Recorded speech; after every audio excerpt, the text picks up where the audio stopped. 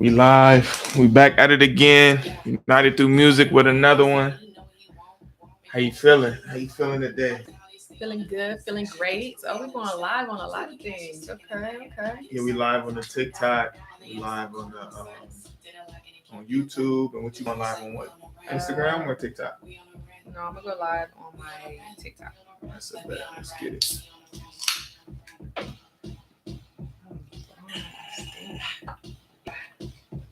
So what's what's the topic I hand today? Okay, so we're discussing basically the pros and the cons of being an independent artist. Um,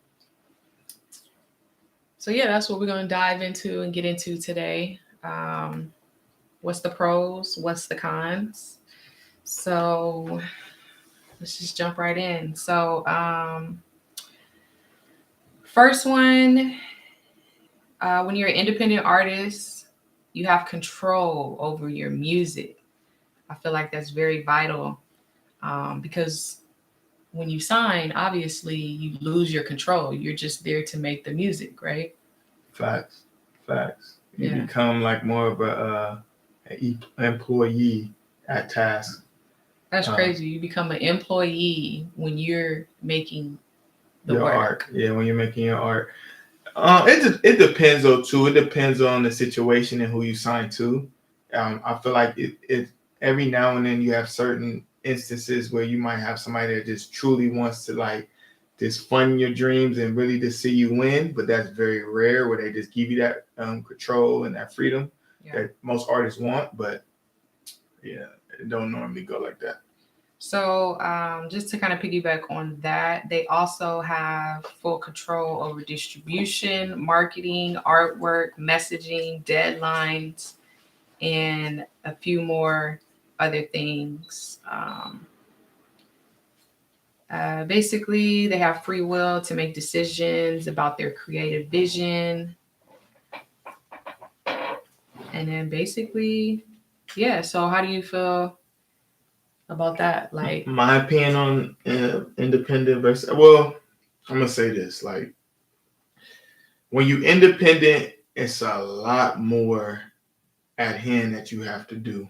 It's a lot more things, a lot more check marks that you have to check off as far as like it's a lot more work. So being an independent artist, you have to go into it knowing that yeah, it's you don't have your time is gonna be stretched pretty much. And you're gonna have to do a lot of more things that a label would be doing for you. So if I was you, I would go into it with a mindset knowing that the first, I want to say 5 years is just grind.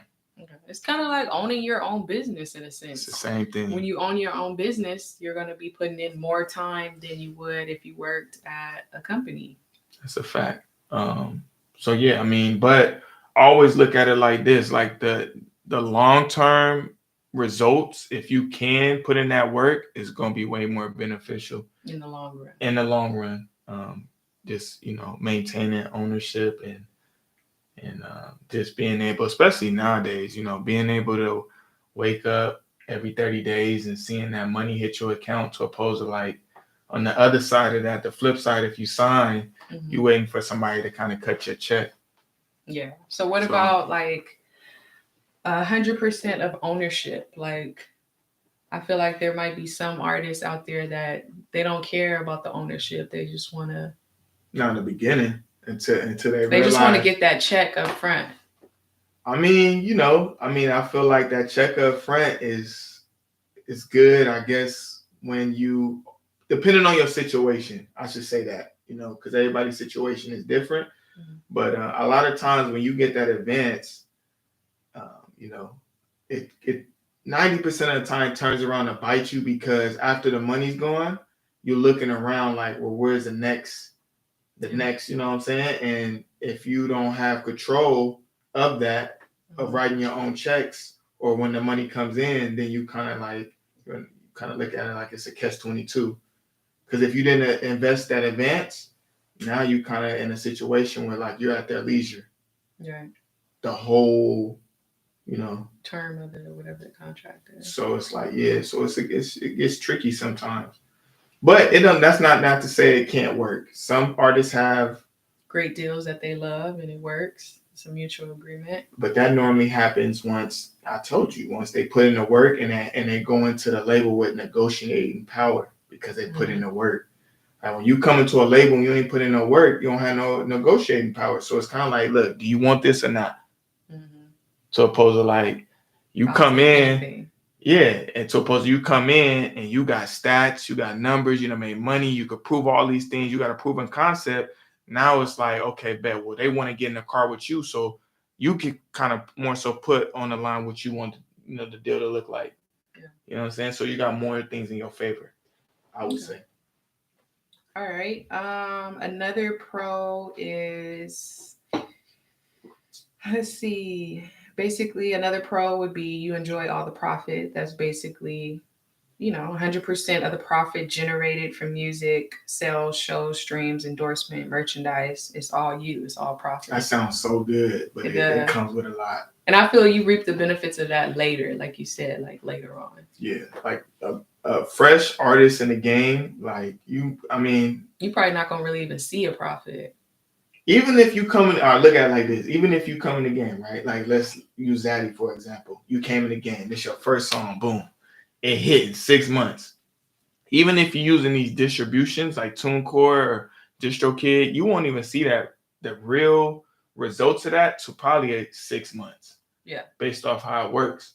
So it's like, once again, it's like, even if you independent, you still got to be patient. That's the hardest part. Is being patient, right? So, yeah. Okay. Are there any other like pros you can think of being independent? Other pros. We already said control. You get 100% control. You get 100% profits. Let me see. I think for me, like being independent is this peace of mind. Yeah. Like I know for me, for example, like I sleep good at night knowing that I don't owe nobody. And nobody dangling nothing over your head. Nobody's dangling nothing over my head. I think that would kind of like mess up my creative control. The process at some point. Mm-hmm. I'm not saying in the beginning, because in the beginning when the advance come, we turn. But if it starts to go left, I know that will kind of like start playing in my psyche. And I'm the type of people that I like to think things out like that. Like, before I go into anything, I want to look at the pros and the cons. And I know that was one thing that I was like, if I sign and I'm in a car, because signing a deal is like being in a relationship. Yeah.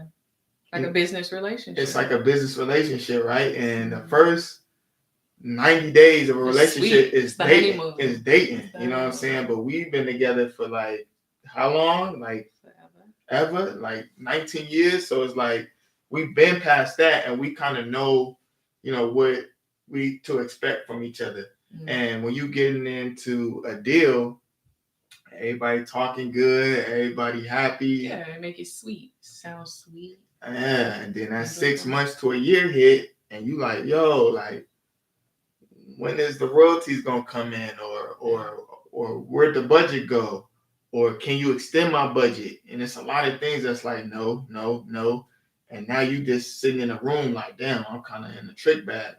So, I think that's, to answer your question, that's probably one of the things that I thought out before I kind of like made my decisions and when I was in the rooms. Now, lately I've been seeing like, so people who are independent, in their bio, they have management emails. So how do you think that's working out? Like, I think having a manager is definitely good, because a manager is just somebody that's handling more, not every aspect of the business, but they're just handling some parts of the business for you.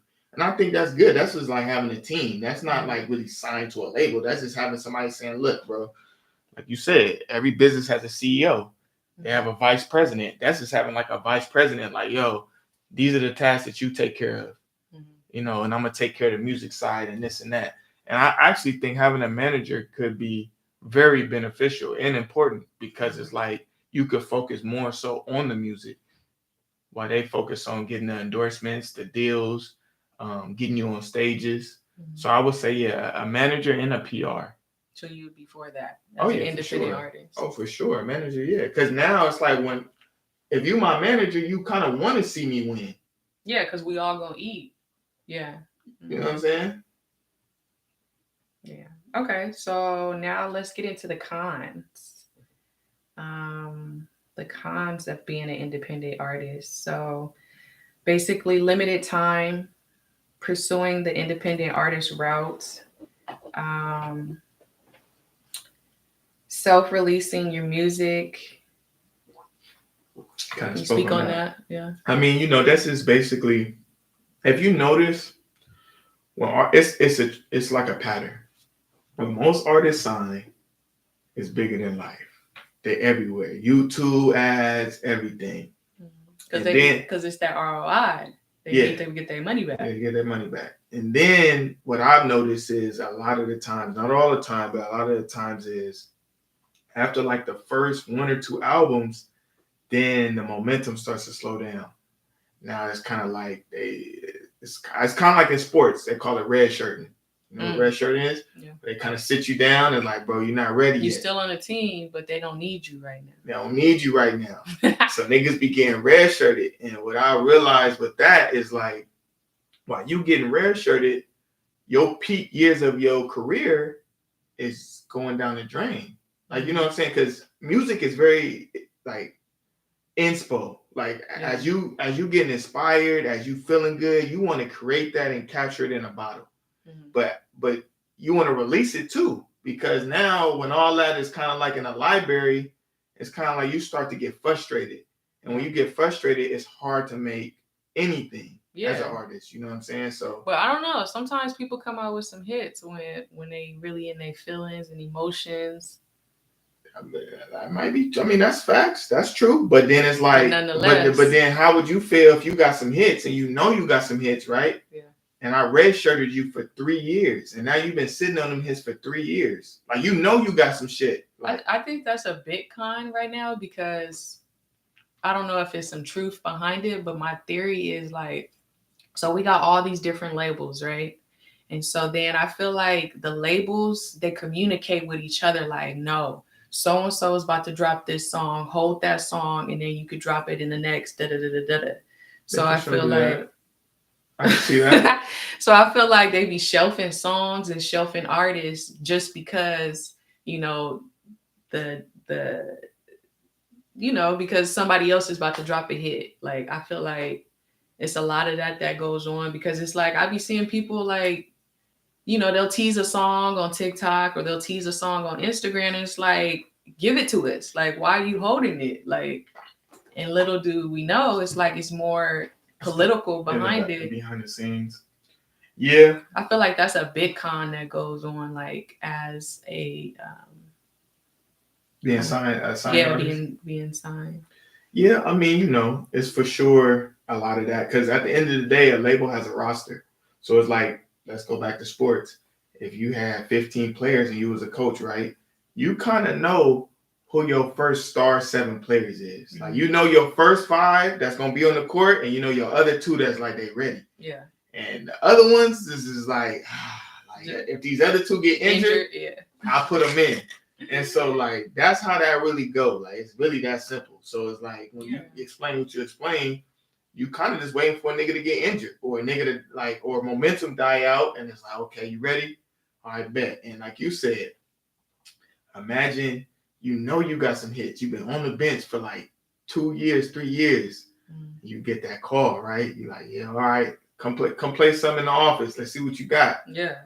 Now you just like you hoping and praying that whoever whoever in the A&R is for that situation could be like, all right, babe, you got something, we're gonna put you in the game. And so it's so political, man. And I feel like as a creative, when we talk like this, it's your career is in so many people's hands that it's like that's what makes it not fun. Exactly, because it's like they passing it to the next person, get an opinion on the next person. Like Yeah, that's yeah. You see, and it's cool. I love to have this dialogue because you're a fresh artist, so it's like it's good to have these conversations because you know you never know what happened. They call you like Lika, we want to talk to you, and you. It's good to have this dialogue to have an understanding like or where you want to go with your career because I think you could be successful in both ways. Like I like Currency, for example, because Currency was one sign to Young Money, well, to Lil Wayne, and then next thing you know, he was like, "Nah, this probably ain't the best route." He went the independent route, right? But it took a long time for him to build this cult following. But it seemed like now he kind of like, I don't see no difference between what he doing and with the more so the mainstream sign artists. Yeah, granted, you definitely gonna get more industry love. Mm-hmm. And what I mean by that is like it's a community. In the industry. They repost you, they shout you out. But at the end of the day, I feel like good music is all about a connection. Yeah. And when you connect with fans, those are your fans. That's your foundation. Mm-hmm. You know what I'm saying? Like, granted, yeah, the industry stuff cool, them reposting you, but at the end of the day, like, I want to build a cult fan base. I want people that support us as a unit. You know what I'm saying? And I think that's what he was able to build. And I think when he first kind of like was like, nah, this ain't cool. Everybody probably looked at him crazy. But now it's kind of like, yeah, you gotta pay homage. Currency is one of them ones. He's a GOAT. Yeah. And he took the longest route.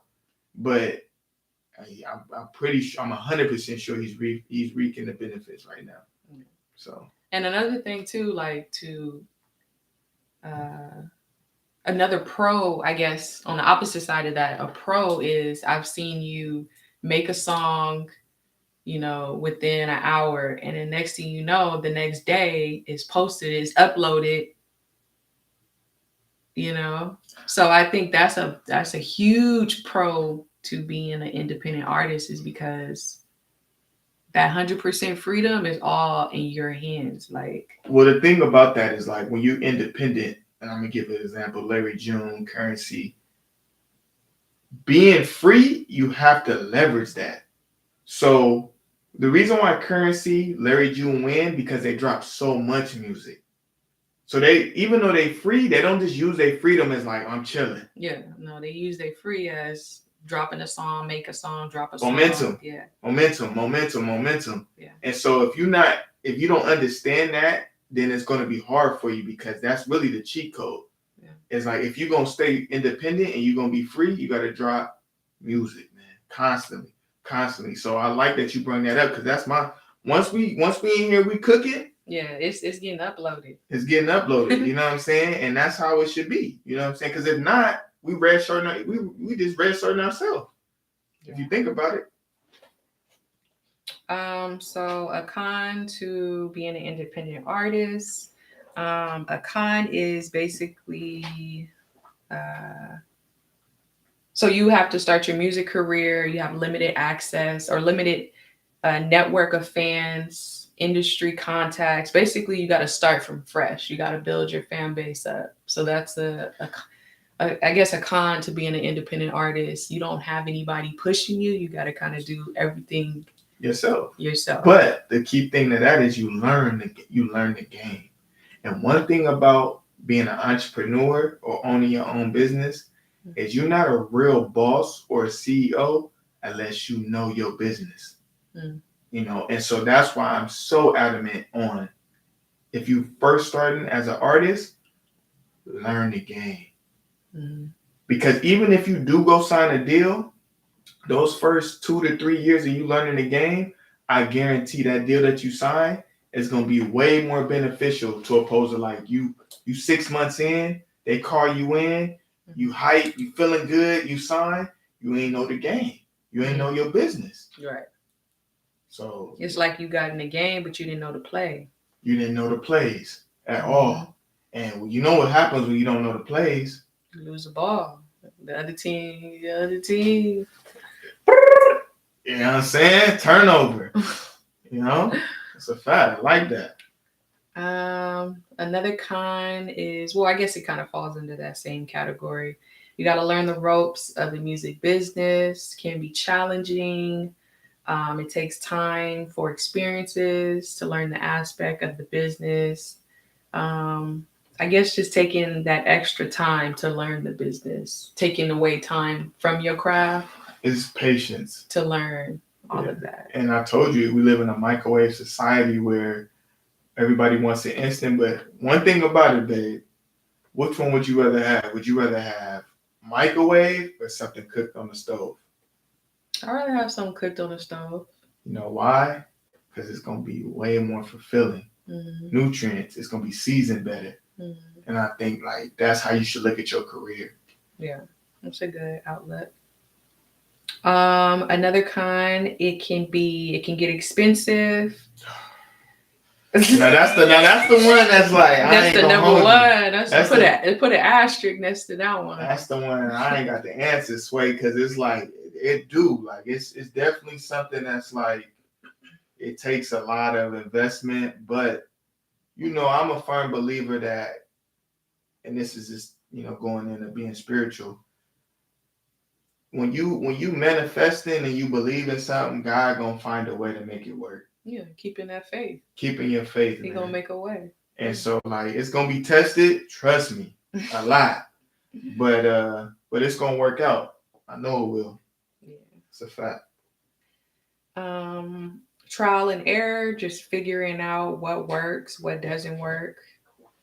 I feel like that just takes away from your time, your craft. That's another con of being an independent artist. What, the trial and error?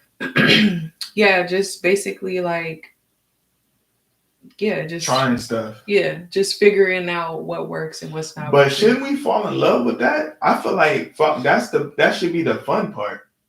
Trial and error. Yeah, because if you think about it, like anything in general that you do, the rewarding part is when you figure it out. Yeah.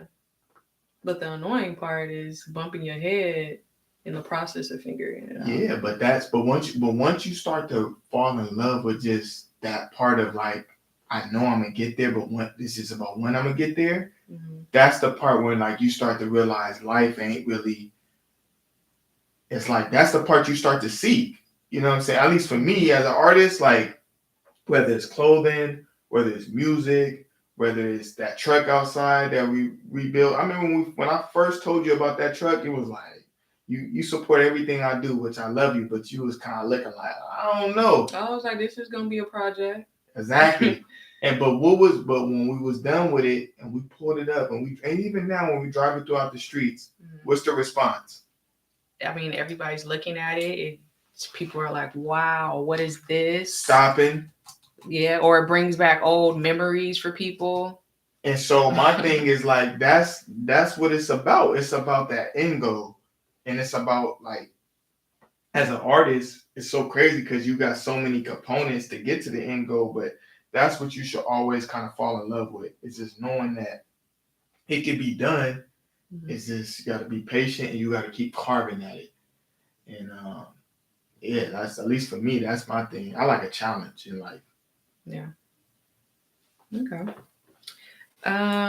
Lastly, kind of hit on it a little bit, but just limited resources and finance, things that can kind of get expensive when you're an independent artist. Mastering. Cheat code, not to cut you off. I'm gonna keep saying it because y'all gonna keep hearing it from me. But this is get it in house. I spent. When I first came in this game, I spent about 30 racks, man, going to studios, right? Even though I had it in-house, right? But I was just so new that I wanted to just be in the studio. And then I got to a point where I'm like, nah, let me just know what it was. I had it in-house, but my equipment wasn't up to par. So I didn't really want to record in my in-house. I wanted to do rough drafts and raws or whatever, but I wanted to go to the studio.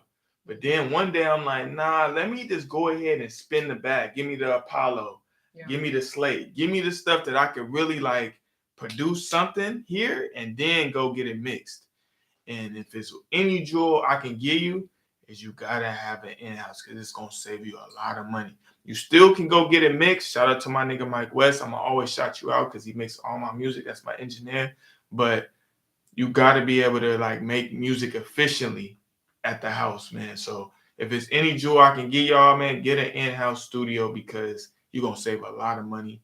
And not only that, you're gonna see your craft elevate faster. Yeah, that's a fact because I've seen people go to the studio and they walk out and they don't even have no song completed. And it's like you didn't spend all them hours in the studio and you ain't got no song. You not uploading tonight. I mean, you know. So that's definitely a gem. I've seen that with my own two eyes. Like having a home studio, it just gives you more access to like more access, creative, like freedom to make a song and upload it tonight. Not only that, is like when you do get that surge or that like that feeling, it's nothing like I love it. Zaddy, you came home, we put the groceries up, and laid that thing. We did because I felt like you was in that moment. Yeah. Sometimes you calling the engineer when you in the moment, like, yo, you got any free time? All right, bet I can come Monday morning. Then you come and now your inspo is gone. Like, yeah, that's a fact. You know what I'm saying? So like capturing that inspo is important, and like that's why I say like every artist, even if it's like a low budget studio, like okay, so let's dive into this a little bit. What should we got a new artist. They thinking about investing in a home studio. What should they start off with? Like what's some of your like essential pieces that they should have? Well, all right, if you under $1,000, I would say get a Scarlett interface and a Slate mic. What does the interface do? The interface is the amp. So the interface is basically going to amp whatever microphone you have. It's going to basically power that. So I would say start off with a Scarlett because Scarletts are pretty like standard, reasonable. Yeah. But at the same time, they pretty niggas make hits off Scarletts all day. So it's like, you know. But I would say get a Scarlett and then I used the Slate mic. Before I had this, you had a couple of different ones. Yeah, I had the Astro. I think it was called the Astro. And then I had another mic before that. So I had 7 different mics, but I love this Slate mic. The Slate mic is about $700, $800. But you can't go wrong with the Slate. And also, too, you could pull it to Guitar Center and you can hear them for yourself so you can compare. I like that they did have that feature. So even if you don't have the budget for one of these ones we're naming, you can kind of hear the quality of the other ones. So yeah, I mean, so yeah, you hit it on there.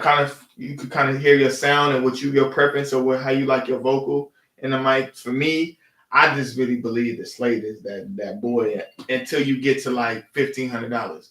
Once you start to spend $1,500 to 2 bands for mics, it becomes like a different level. So the Slate is like $700, $800, and it's gonna it'll give you a good sound. But and too, if you like me, I like to hit up OfferUp. That's a fact. Okay, I like to hit up OfferUp. Type in what I'm looking for. You might find sometimes people just be like somebody gifted them something they ain't ever opened the box, so you might get something that's been lightly used or even not used. So check out OfferUp.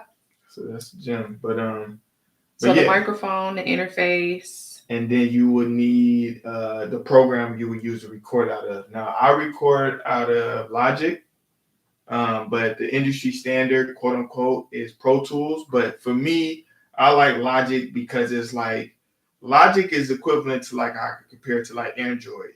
Like Logic is real straight to the point. It's simple. If you do use Logic, what I do is for my engineer, I bounce out all the stems and then I send it to him and then he puts it inside Pro Tools and he mixes all the music. So it can still be mixed and mastered. It's just basically just tracking out all the stems and it can be done. But I really like Logic just because it's real straight to the point. It's simple. And I don't know. I don't know. It's and cool. if you want another gem to that one, after you buy the program, or even before you buy the program, you can go on YouTube University. That's a fact. See how to use it. See what works for you, because like you said, it's a couple people that, not a couple people, but people use different ones. Yeah. So what about Fruity Loops? I was going to say that for a minute. I was getting into Fruity Loops. Shout out to McDouble, because McDouble, he had sent me like some like presets when I was trying to get into it, but I don't know, man. It was cool, but it was just like I seen myself recording back in the Logic. Like I was playing with it. I think that's because you kind of knew Logic already, and like I ain't gonna. You know what it was? You don't want to relearn it. What? That's probably what it was. It was not that I didn't want to relearn it. It was a situation where like I wanted to lay a song and I had a concept, and then I was gonna take too much time to. Yeah, so I was like, so then I seen myself, but I ain't gonna hold you. Fruity Loops is crazy because a lot of the sound of the like youth right now, like Yeet and all them, because every program will give you a different sound too, because you could do different stuff. It's like different plugins you could use for other ones. Yeah. And so when I did my research, like the Pro Tools wave, like the niggas that use Pro Tools and learn how to record out of Pro Tools, it's a different sound. Yeah. Yeah, like Candy Paint. He records out of like Pro Tools, and I'm like, it was certain plugins that's only for that. Oh, only for that software. Yeah, so it was like a flanger. Then I'm like, damn, like I had a flanger on my Logic, but it wasn't the same. Are all those free or? No, you got. I mean, a lot of the plugins that's like, I mean, yeah, every now and then. Well, not the plugins, more so the softwares, like the Logics, the Fruity Loops. Nah. I mean, Fruity Loops, they have free trials, but the free trial ain't gonna give you what you need. You gotta go ahead and just give them their bag, all of them, like whether it's Pro Tools. Because what happens is if you're using a free trial or using a crack version, it's always gonna like it's gonna crack on you. It's gonna keep, you know what I'm saying? So you might as well just give them that bag and get that out the way. What about BandLab? I heard all the kids is using BandLab. Now that's a great that you pointed up. I think BandLab right now, if you first starting off doing music, use BandLab, because I've heard, shout out to Space Lover, I've heard her make some amazing music on BandLab to the point where I was low-key shocked. Like, yeah, like, are you sure you made this on BandLab? and so that just let me, but then it makes sense though, like it's all technology. Yeah. And that's the most current kind of like technology as far as like recording music. So for me, if the way I look at it, like all they did was take all the Pro Tools, the Logic, and all the things that they could have tweaked and put it on here. And put on it, because you know what? Why is this? I'm gonna tell you why. Because I have been like, remember we had 7 kind of playing with it for a little bit. A lot of people don't know how to find the key in the song. So like when you use auto-tune, those are like presets. You gotta find that right preset, right? Well, when you use auto-tune, you gotta know the key that the beat is in. Oh yeah. But with BandLab, it already gives you the BPM and it gives you the key. So that's why I realize a lot of these young artists that's using BandLab is night and day. It's easier because they're already giving them the essentials that when you use Logic, I can't do that. You gotta manually go. I gotta manually do everything. Mm-hmm. So once I knew that, I'm like, okay, bet. But nonetheless, you still gotta master the program. Mm-hmm. And she mastered it, because it's people that use BandLab. I'm like, okay, it sounds cool, but it ain't all the way there. But with hers, it sounds like she in the studio. And I'm like, no, it sounds like she in space. Yeah, shout out to Space Lover. If they was playing music in space, it would sound like that, like real vibey, real magical. She fire. That's an underground artist that we definitely add to the playlist. Yeah, we gotta add her to the playlist. It's a fact. For sure. Yeah, man. I feel like she don't miss, and she definitely put in that work. You know what I'm saying? Because every time she drops a song, I can see the artistry developing. For sure. Okay, so we got the interface, we got the microphone, we got the software. Is there anything else in order to get a home studio started? I mean, then when you get real technical, soundboards like on the wall, like stuff like that. But to start off? Honestly, like it depends on what you curate in. Because for me, depending on your room, you might not even. You might just need a rug. I was gonna say too, what's that thing that you be putting over the microphone? Sometimes you remember you used to use the. I use it every now and then. Depending on the song, it's basically this. It's like a. Yeah. Every now and then I use it, but it depends on the song. Lately, I haven't because I've been curating a kind of. I'm trying. So what I do is I go through different elements where I'm trying to curate a different sound. Like I want my vocal to sound different. So I took this off like the last 3-4 months, and it's been more like reverb. This is going to basically isolate the room. So would you need that for more like rapping or more like singing, or like when would that come into play? It just depends on what you're looking for, like the sound. Like so, when I say isolate the room, when this is on there, it's more like less reverb. Reverb is basically it's less. The easy way to say it, explain it is like it's less echo in the room. Oh, okay. Because this is your vocal is going straight in the head. Right. You know what I'm saying? But lately, I've been kind of like wanting more reverb.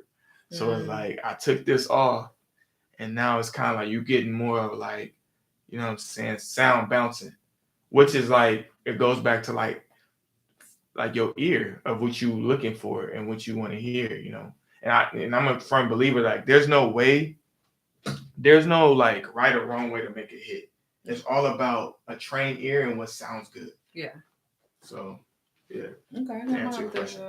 But that's see what I sound like. With that? Yeah. We can throw it in there. Okay. What's good? What's good? My favorite musical family. Hey. What was that? McDouble. What's good with it, McDouble? Shout out to you. I just gave you a shout out, man. Shout out for sending me those plugins, man. When I had told him I basically was getting into the he uses Fruity Loops, but he makes beats. And so I was telling him like, bro, I'm thinking about recording it, and he sent me a couple like little presets, and they was fire. I ain't gonna hold you like, but I'm at the point now where it's like efficiency. Like I wanna kind of take the time out and learn Fruity Loops, but I think it go back to this though. I'm a firm believer in this. If I have McDouble right here to teach me, I can pick it up fast. Yeah. But me watching tutorials and going back and forth, I just felt like, damn, like I ain't really like. I was learning it. I kind of know how to record and this and that, but it's so with Fruity Loops, it's so many things you could do with that program. Yeah. It seems like a lot of beat makers use Fruity Loops. Yeah, but a lot of the youth they record out of it now too, and but it's just the sound, you know what I'm saying? So shout out to McDouble though. I wanted to say, man, shout out to you, bro, for doing that. That's love. Yeah, we still got the what's this one? We've been trying to remember we were trying to make beats on here. Oh, the Akai. Yeah, AK? The keyboard. Yeah. Yeah. Well, that was your thing. You said I still want to. One day I want to dive into the beats. I started off, but like anything else, the world came. Yeah. I mean, I feel like with beats, it takes a lot of time. You know why? Because with beats, the first thing you got to do is master the program. Because with beats, you got to know what exactly you're trying to, the atmosphere. You got to know where things are at. Yeah. To oppose to recording, all you got to do is hit. All you got to know is where the record button, where the stop button, and where the BPM, and you green. So beats. Shout out to all my beat makers, man, because beats is definitely a skill set that you can't just flick on and be great at. It takes a lot of time. Yeah. He said the 15-year-old I manage records out of Fruity Loops as well. He knows recording in there backwards and forwards already. Yeah, see? That's what I'm saying, the youth. But I mean, you know what I'm saying? We're gonna have to teach Seven. She gonna have to dive into it and then teach us. That's a fact. That's a fact. But yeah, I mean, I don't know. I mean, it's just curating what your preference. Okay, so we gave y'all the gems on equipment to get started with the home studio. So you have no excuses. That's a fact. That's a fact. We gave y'all resources, YouTube, everything you need to know, and Yeah, we hope that helped. Yeah, and just and with your YouTube university, build a community. Like as far as like your subscribers, because there's so many people giving out the game. As far as like how to get better. So it's really just subscribing to the people that's using those programs that you're using. When they drop videos, tune in, interact in the comments, and just go from there. Because the knowledge is there. Yeah. At this point, I'm a firm believer. Like it ain't about the knowledge; it's just about understanding the knowledge and how you apply it. And how you apply it. The knowledge is everywhere. Google is here. You know what I'm saying? And so it's really about understanding and application. Right.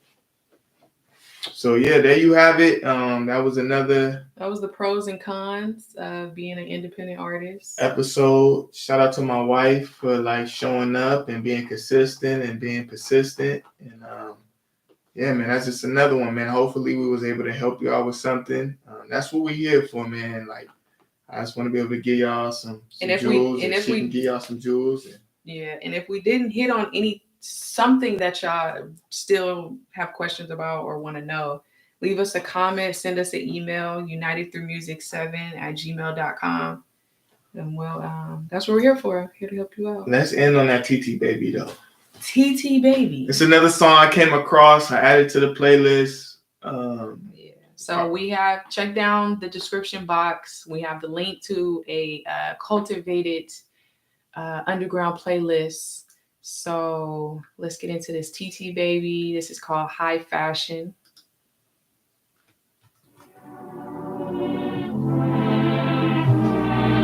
You've been 2 for 2, or maybe 3 for 3. You ain't heard this one either. You know, I like to play something you ain't heard.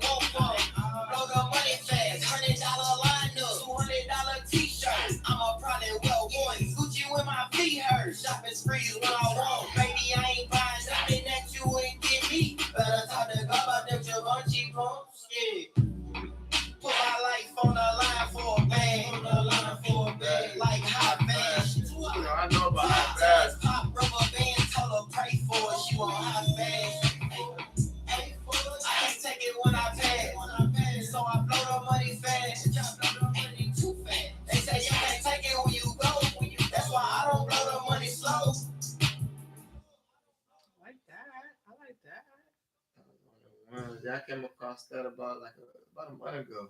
Okay, the name threw me off for a second. I'm not going to even lie, TT Baby. But yeah, that was about. That was about. I like the beat all the way down to the melody. So what we do is we add music in a playlist, and then we surprise each other on on each show, and we say, can it stay or does it go? Do we trash it or does it stay? Nah. And so that's why I've been asking you every episode, because if you say it's whack, it gotta have 2 thumbs up for it to stay. You feel me? So that's gonna stay. What you think? Yeah, TT Baby here to stay. All right, TT Baby can stay in the playlist. There you have it. So yeah, man, submit your music. We're gonna review it. We're gonna put it in the playlist. We're gonna play it here, and then we're gonna let you know if you stay or do you go.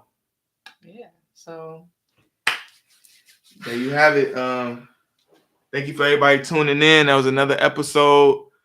We back on Monday. Yeah, I was just about to say Monday. Yeah. Monday, 6 p.m. Same spot right here. Let's get it.